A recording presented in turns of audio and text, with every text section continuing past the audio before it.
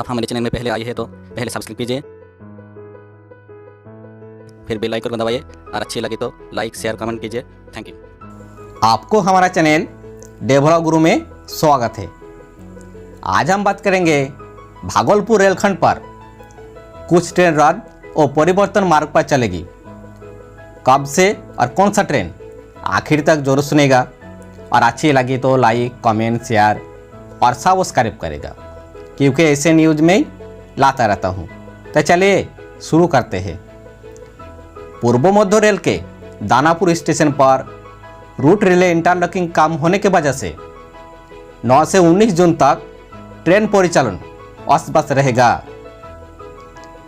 भागलपुर के रास्ते गुजरने वाली अप डाउन में 6 ट्रेन रद्द रहेगी। वही 1 दर्जन गाड़ियों का रूट बदल दिया गया है।